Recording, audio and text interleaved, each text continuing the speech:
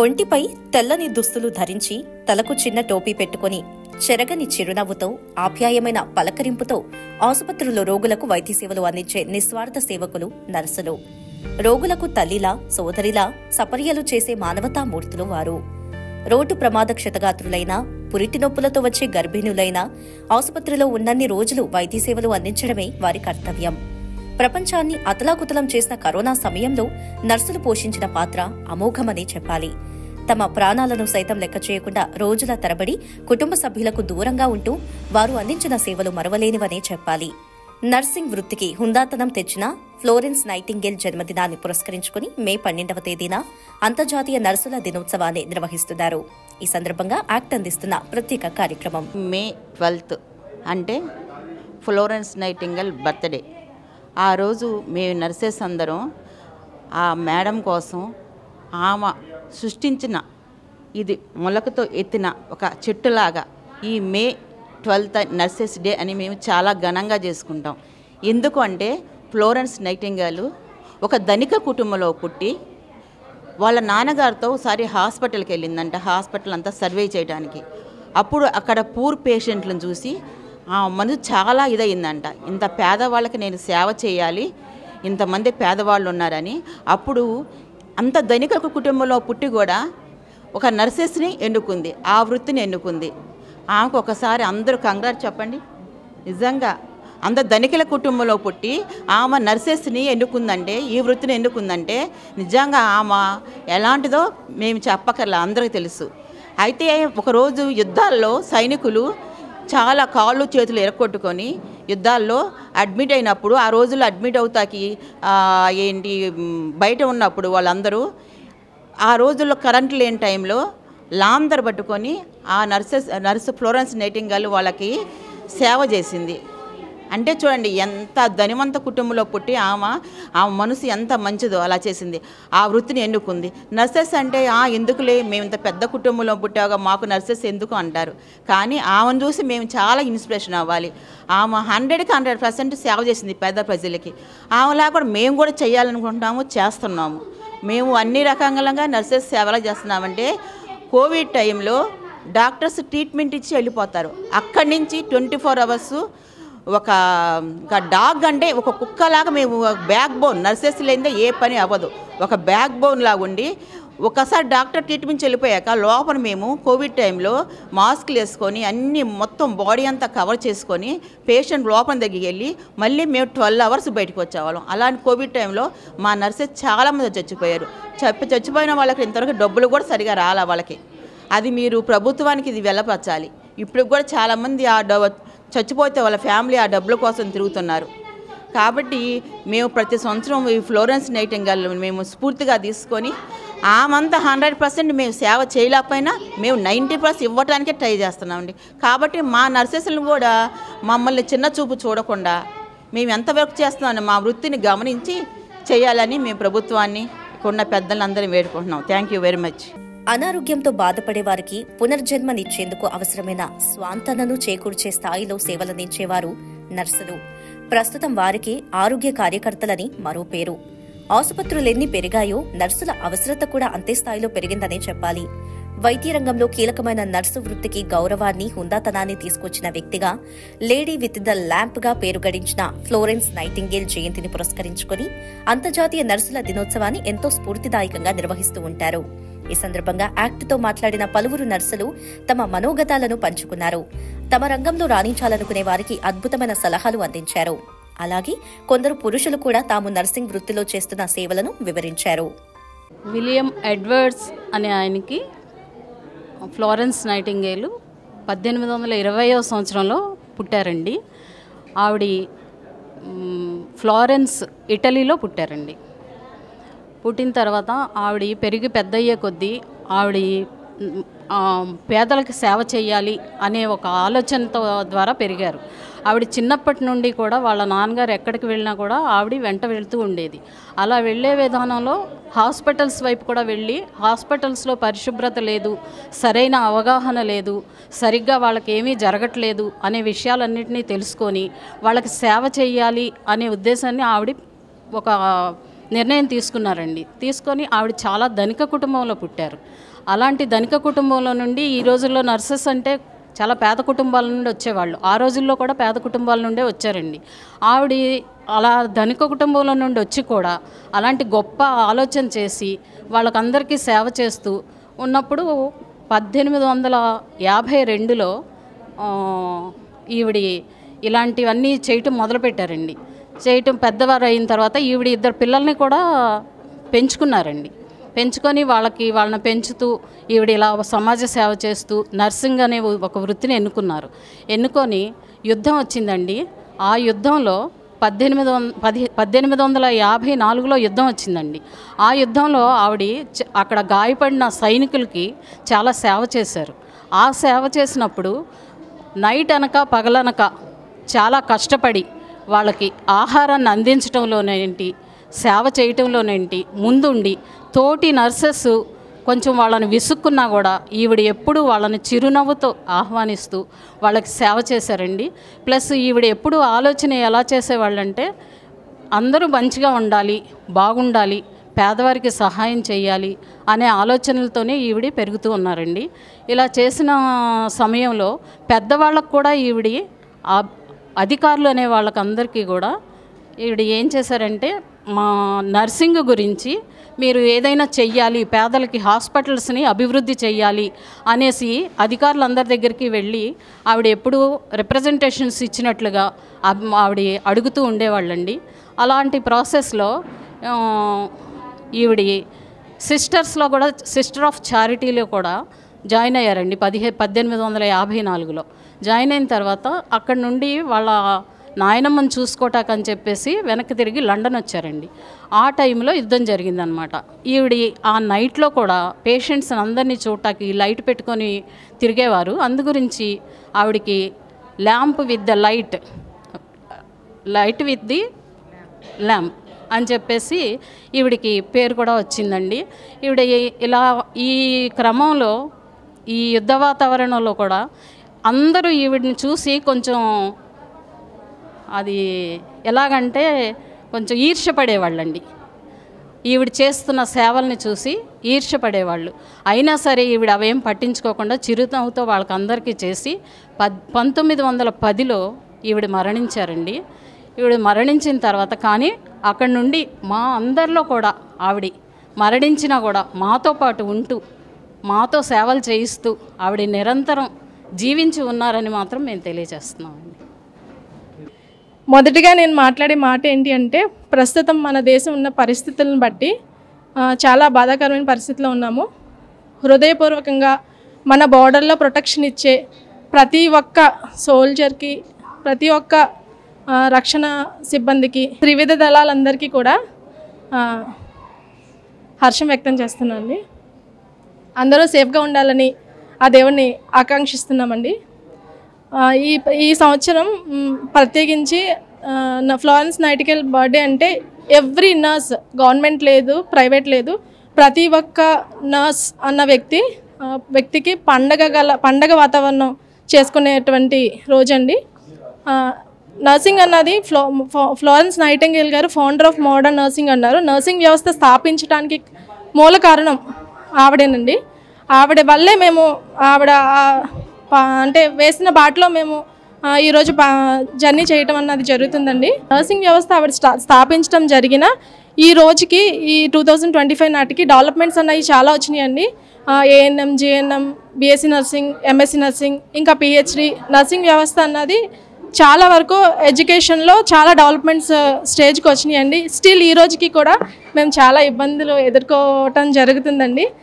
గవర్నమెంట్లో మేము చేస్తూ ప్రత్యేకించి ఎక్కడైనా సరే సిబ్బంది కొరత ఉన్నప్పటికీ పెద్ద హాస్పిటల్స్లో కొంచెం అందరి మీద నడిచిపోతూ ఉన్నా సరే మరీ ముఖ్యంగా రిమోట్ హాస్పిటల్స్ అంటే పిహెచ్సిలోకి వచ్చేసరికి ఒకే ఒక్క స్టాఫ్ నర్స్ డ్యూటీ చేయటం అన్నది జరుగుతుందండి. ప్రజెంట్ మన దేశవ్యాప్తంగా ఉన్నది. ఆ ఒక్కరు ఉంటున్నారు కానీ వాళ్ళకి పక్కన సపోర్టింగ్ స్టాఫ్ అన్నది ఉండట్లేదు, డాక్టర్స్ ఉండట్లేదు, ప్లస్ సెక్యూరిటీ కూడా ఉండటం జరగట్లేదండి.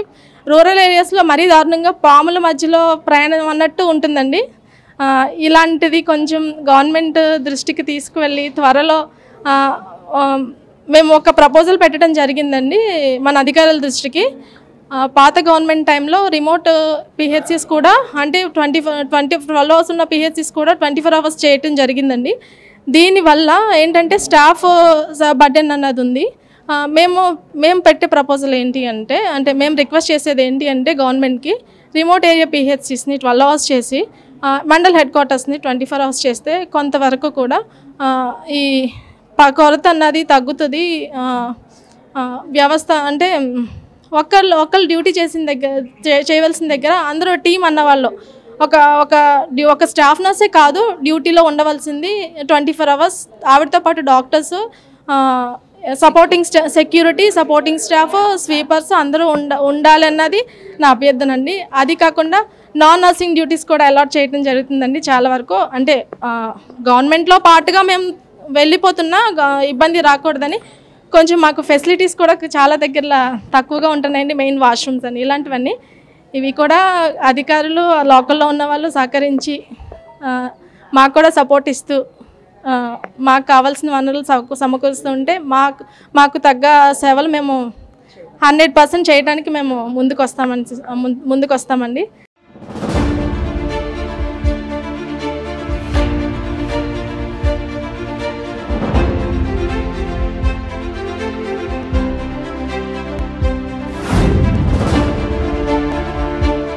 మేము కోవిడ్ టైంలోనండి ఈ ఫ్యామిలీస్ని వదిలేసి ఇంటికి అసలు 2-3 నెలలు అయితే అసలు ఇంటికి వెళ్ళేవాళ్ళం కాదు. ఇంటికి వెళ్ళేటప్పుడు కూడా కోవిడ్ టెస్ట్ చేయించుకుని అది నెగిటివ్ వస్తేనే మా ఊళ్ళకి రానిచ్చేవారండి. కోవిడ్ టైంలో తల్లిదండ్రులని, పిల్లల్ని, చుట్టాలని అందరినీ వదిలేసేవారండి. ఇక్కడ ఎవరి పేరెంట్స్ని చూసుకోవడానికి కానీ, ఇంట్లో పిల్లల్ని చూసుకోవడానికి కానీ ఎవ్వరు వచ్చేవాళ్ళు కదండి. అన్నీ మేము సేవలు చేసామండి. ఎలాంటి టైంలో అంటే నాకు కోవిడ్ వచ్చింది అనుకోండి, ఇక్కడే ఇంకా మా ఫ్యామిలీని చూడడానికి కూడా మేము వెళ్ళేవాళ్ళం కాదు. నేను ఫస్ట్ టైం కోవిడ్ వచ్చిందండి, నాకు సర్వైవ్ అయ్యాను. సెకండ్ టైం కోవిడ్ వచ్చినప్పుడు వెంటిలేటర్ వరకు వెళ్ళామండి. ఇప్పటికీ అదే సిక్నెస్తో అలాగే ఉంటున్నామండి. చాలామంది స్టాఫ్ నర్సులు, ఎఫ్ఎన్ఓలు, ఎంఎన్ఓలు, డాక్టర్స్ చాలామంది కోవిడ్ బారిన పడి ఇంకా వాళ్ళు కోలుకోలేదండి. చాలామంది చనిపోయారండి. పసిబిడ్డలను వదిలేసి పాలు ఇవ్వకోకుండా కూడా మేము కోవిడ్ సేవలు చేసే ఉన్నామండి. ఎలా అంటే డ్రెస్ మార్చుకోవడానికి కూడా 6 అవర్స్ అనే డ్యూటీ 8 అవర్స్ చేసేవాళ్ళమండి. ఆ డ్రెస్ మార్చుకోవడానికి కూడా శవాల మీద చావుల మీద చావులు మేము చాలా చూస్తున్నామండి కళ్ళారా. ఒక శవం గురించి రిపోర్ట్ రాసే లోపు ఇంకో 2-3 రెడీగా ఉండేదండి. అలా 3-4 వరకు అదే కోవిడ్ డ్రెస్ మీద అలాగే ఉండేవాళ్ళమండి.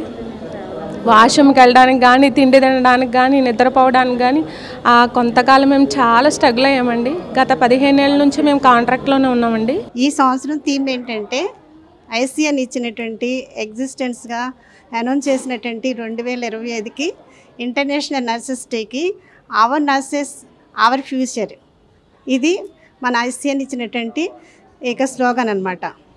అలాగే కేరింగ్ ఫర్ నర్సెస్ స్ట్రెంగ్నెస్ ఎకనామీస్ అనమాట. ఆ విధంగా చూస్తే మన నర్సెస్కి చాలా కేరింగ్ కూడా అవసరం అండి. ఎలాగంటే ఇప్పుడు మన సిస్టర్స్ చెప్పారు అన్ని విషయాలు, వాళ్ళు ఏ విధంగా మరి బాధపడ్డారు కోవిడ్ టైంలో, ఎన్నెన్ని విధాలుగా వాళ్ళు సేవలు చేస్తున్నారు. ఆ విధంగా అందరూ కూడా సిస్టర్స్ అందరూ కూడా చెప్పారు. అలాగే నర్సెస్ మన ఫ్లోరెన్స్ నైటింగేల్ గురించి కూడా చెప్పారు.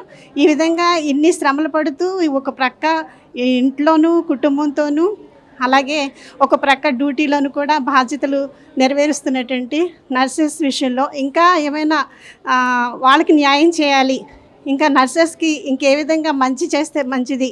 అలాగే అంటే కాంట్రాక్ట్ వాళ్ళకి కానీ కాంట్రాక్ట్ స్టాఫ్ నర్సెస్ ఉన్నారు, వాళ్ళకి న్యాయం చేయటంలో పర్మనెంట్ చేయటం, అట్లా కొన్ని విషయాలు.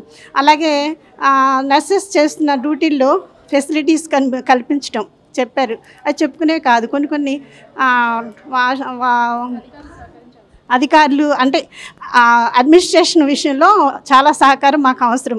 ఎందుకంటే ఇప్పుడు ఈ ఏలూరు అయితే కొత్తగా ఫామ్ అవుతుంది, చాలా విషయాల్లో అవసరం ఉంది అడ్మినిస్ట్రేషన్ది.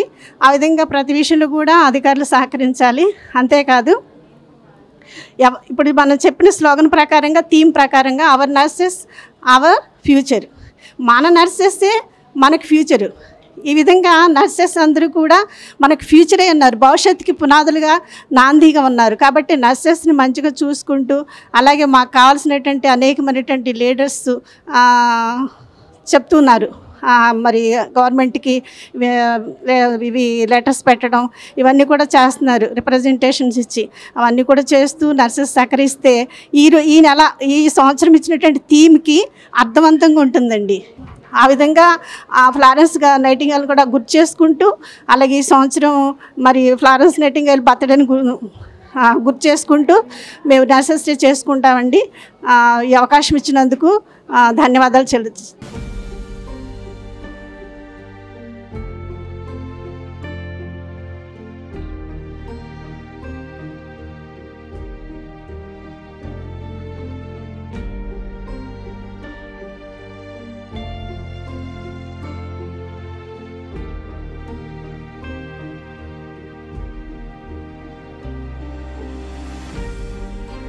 మే 12th ఫ్లోరెన్స్ నైటింగేల్ బర్త్డేని పురస్కరించుకుని మేము ప్రోగ్రామ్ కండక్ట్ చేస్తూ ఉండగా ఆ భాగంలో ఫ్లోరెన్స్ నైటింగేల్ గురించి మాట్లాడుకుంటూ ఉండగా, ఫ్లోరెన్స్ నైటింగేల్ ఈవిడ లండన్లో స్కూల్ ఆఫ్ నర్సింగ్ని స్టార్ట్ చేశారండి.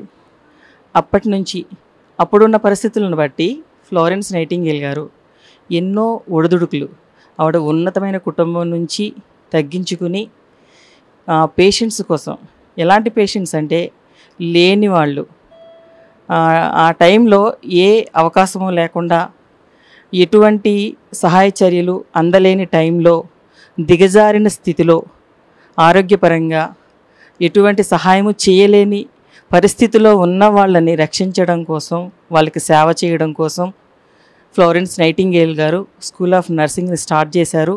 ఆనాటి నుంచి ఈనాటి వరకు కూడా స్కూల్ ఆఫ్ నర్సింగ్ ఆవిడ లైట్ ఆఫ్ ద ల్యాంప్ అయిన ఫ్లోరెన్స్ నైటింగేల్ గారు వెలిగించిన ఆ దీపం ఈ రోజుకి కూడా ఇంతగా నర్సింగ్ వృద్ధి చెంది నలుదిశలా వ్యాపించి దేశ విదేశాలు ప్రపంచవ్యాప్తంగా కూడా నర్సెస్ అనేవాళ్ళు పేషెంట్స్కి మాత్రమే వాళ్ళు సేవ చేయడానికి, వాళ్ళకి ఎన్నో సమస్యలు ఉంటాయి నర్సెస్కి, వాళ్ళకి ఒక ఫ్యామిలీ, దానిలో ఉండే సమస్యలు, అలాగే ఉద్యోగం చేసే చోట కూడా ఎన్నో సమస్యలు.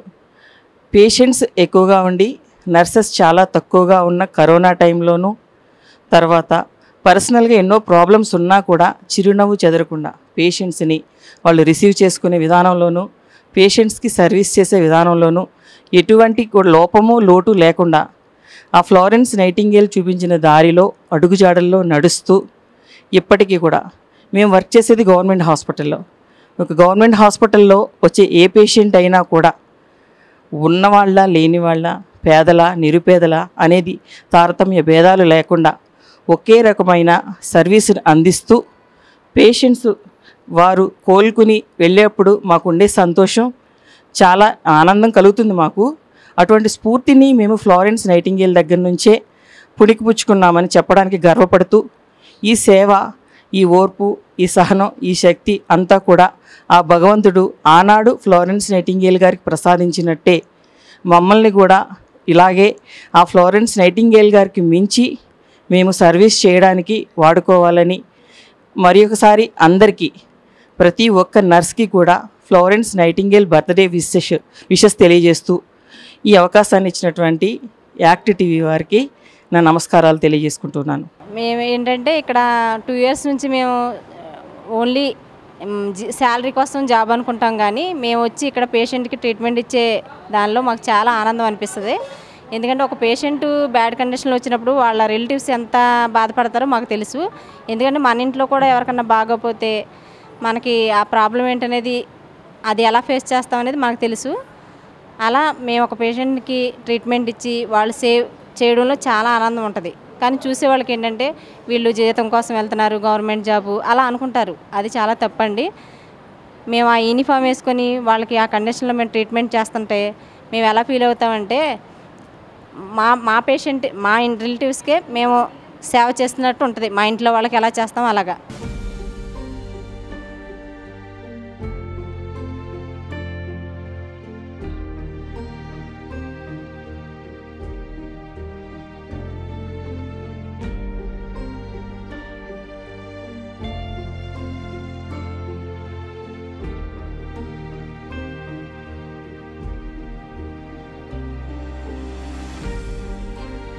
నా ప్రొఫెషన్ నాకు చాలా ఇష్టం. నేను హార్ట్ఫుల్గా దీన్ని స్వీకరించాను. ఎందుకంటే చిన్నప్పుడు మా నాన్నగారు సిక్ అయ్యి గుంటూరు గవర్నమెంట్ హాస్పిటల్ చనిపోయినప్పుడు నేను అప్పుడు 5th క్లాస్ చదువుతున్నాను. ఆయన అక్కడ చేసిన నర్సింగ్ సర్వీస్ని చూసి నేను చాలా ఇన్స్పైర్ అయ్యాను. కాబట్టి ఆఫ్టర్ ఇంటర్ తర్వాత నేను ఈ ప్రొఫెషన్ ఎన్నుకున్నాను. దీన్ని హార్ట్ఫుల్గా నేను స్వీకరించాను. పేషెంట్ల సర్వీస్ అంటే నాకు చాలా ఇష్టం. వాళ్ళు చెప్పే కంప్లైంట్స్ని హార్ట్ఫుల్గా స్వీకరిస్తాము. నేనే కాదు, నా ప్రొఫెషన్ ఉన్న ప్రతి ఒక్కరూ కూడా పేషెంట్లకు సర్వీస్ చేస్తారు. వాళ్ళకి ఆపరేషన్లు అయినా ఒకలా అటెండరు పడుకున్న ఐసీయూలో పేషెంట్లే కానీ మామూలు జనరల్ కేసులే కానీ వాళ్ళకి సర్వీస్ చేసేటప్పుడు మరి స్టాఫ్ నర్సు కొనకుండా నిద్రపోకుండా వాళ్ళకి టైం టు టైం వాళ్ళకి సెలైన్లే కానీ ఇంజక్షన్లే కానీ ఇస్తూ ఉంటారు. ఆ రీతిగా వాళ్ళు రికవర్ అయ్యి చక్కగా వెళ్ళేటప్పుడు వాళ్ళు అమ్మ మీ సర్వీసు చాలా గొప్పది, మీరు చాలా ఓర్పు సహనంగా చెప్తున్నారు, మా ప్రాబ్లమ్స్ చాలా సాల్వ్ అయినాయి అమ్మ, గవర్నమెంట్ హాస్పిటల్స్ ఇంత సర్వీస్ ఇస్తాయని మేము అనుకోలేదని ఎన్నోసార్లు పేషెంట్లు నాకు చెప్పిన రోజులు ఉన్నాయి. కాబట్టి ఈ సర్వీస్ చాలా గొప్పది. అయితే ఇప్పుడు మన దేశంలో పాకిస్తాన్కి మనకి యుద్ధం జరుగుతుంది. అక్కడ సోల్జర్స్ చాలా కష్టాలు పడుతూ మన దేశం బార్డర్లో మనల్ని సంరక్షిస్తున్నారు. వాళ్ళది ఆపారటం అయితే మాది సిక్ పీపుల్స్ని కాపాడటం, వాళ్ళకి మేము టైం టు టైం మెడిసిన్ ఇవ్వటం, వాళ్ళకి హెల్త్ టాక్స్ ఇవ్వటం, ఇంటికి వెళ్ళిన తర్వాత ఎలా ఉండాలి ఏంటి అని చెప్పటం, వాళ్ళు మళ్ళా చెకప్కి ఎప్పుడు రావాలి ఏంటి అని వచ్చినప్పుడు వాళ్ళని మంచిగా రిసీవ్ చేసుకోవటం, ఇవన్నీ మేము చేస్తాం. ఇది మాది 4 గోళ్ల మధ్యన జరిగే పోరాటం, పేషెంట్లకి మేము చేసే సర్వీస్. కానీ సోల్జర్స్ అలా కాదండి.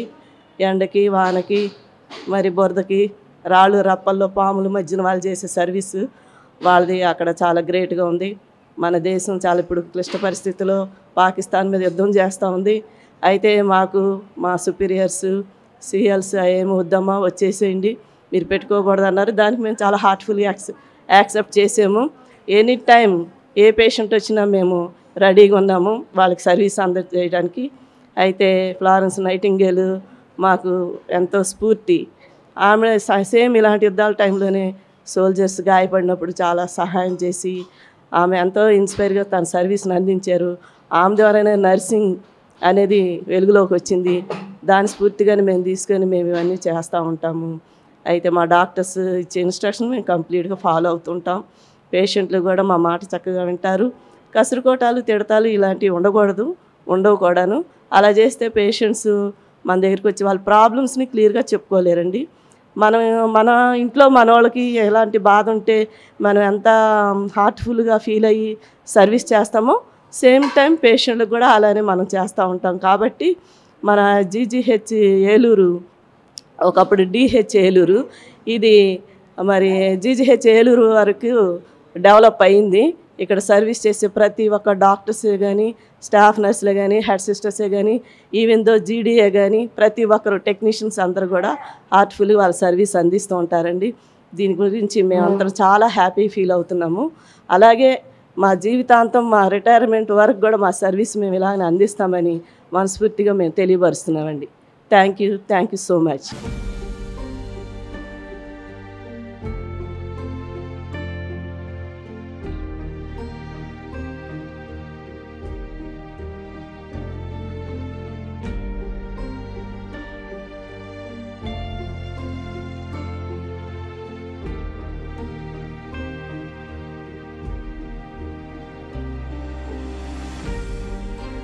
నమస్కారం అండి. నేను Eluru government hospital male staff నర్సుగా పనిచేస్తున్నాను.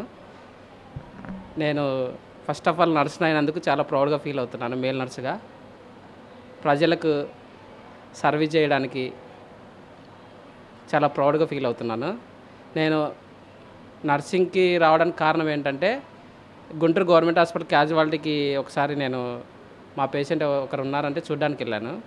అప్పుడు ఒక స్టాఫ్ నర్సుని చూసి చాలా ఇన్స్పిరేషన్గా ఫీల్ అయిపోయి నేను నర్సుగా రావడం జరిగింది.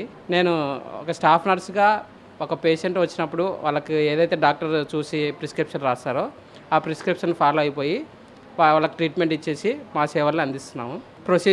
ప్రొసీజర్స్ అదే యాక్సిడెంటల్ ఎమర్జెన్సీలో ఆర్టీఏ కేసులు వచ్చినప్పుడు వాళ్ళకి డ్రెస్సింగ్ కానీ సూచర్స్ కానీ ఏదైనా ఉన్నప్పుడు మా సేవల్ని అలా కొనసాగిస్తున్నాము. నేను స్టాఫ్ నర్స్గా రిక్రూట్ అవ్వని ముందు చాలా అంటే ఫిమేల్స్ అయితే నర్సింగ్ డిపార్ట్మెంట్లో ఉంటారు, మేల్స్ ఎందుకు ఏం చేస్తారు అనే ఒక అపోహలో ఉండేది. నేను మేల్ నర్స్గా వచ్చిన తర్వాత నా ఎక్స్పీరియన్స్ బేసిస్ మీద నేను ఎమర్జెన్సీలో వర్క్ చేస్తున్నప్పుడు అప్పుడు నాకు అర్థమైందనమాట, ఒక పేషెంట్ని మనం సర్వైవ్ చేయించి మేల్ పర్సన్గా చాలా క్రూషియల్ రోల్ ఉంటుంది మేల్ది కూడా ఎమర్జెన్సీ డిపార్ట్మెంట్లో. ఆ పేషెంట్ని సర్వైవ్ చేయించి వాళ్ళు తిరిగి ఎలాంటి పొజిషన్ నుంచి వచ్చారో వాళ్ళు అంత క్రిటికల్గా వచ్చి కూడా ఇంటికి వెళ్ళేటప్పుడు వాళ్ళు నవ్వుతూ వెళ్ళేటప్పుడు మాకు చెప్పే థ్యాంక్సే మాకు చాలా హ్యాపీనెస్గా ఉంటుంది. మాకు మనీ శాలరీస్ కోసం కాదు కానీ ఒక ఇంటర్నల్ ఫీల్, ఒక సాటిస్ఫాక్షన్ ఫీల్ ఉంటుంది. అదొక చాలా వెలకట్టలేనిది. అది మాత్రం ఎప్పుడు కూడా నాకు ఇన్స్పిరేషనల్గా, నేను చాలా ప్రౌడ్గా ఫీల్ అవుతాను అన్నమాట నర్సింగ్కి వచ్చిన తర్వాత. యాజ్ ఏ మేల్ నర్స్గా మాత్రం నేను చాలా నర్సింగ్ ఫీల్డ్లో ఉండి చాలా ప్రౌడ్గా ఫీల్ అవుతున్నాను. ఎందుకంటే నా సర్వీసెస్ ప్రజలకి చాలా హెల్ప్ఫుల్గా, చాలా హాస్పిటల్కి మంచి పేరు తెచ్చే విధంగా ఉండాలని నేను కోరుకుంటున్నాను. మా కోవర్కర్స్ స్టాఫ్స్ కూడా మాకు చాలా సపోర్టివ్గా ఉండడం వల్ల ఈ మేల్ స్టాఫ్ నర్స్గానే నేను కంటిన్యూ అవుతున్నాను.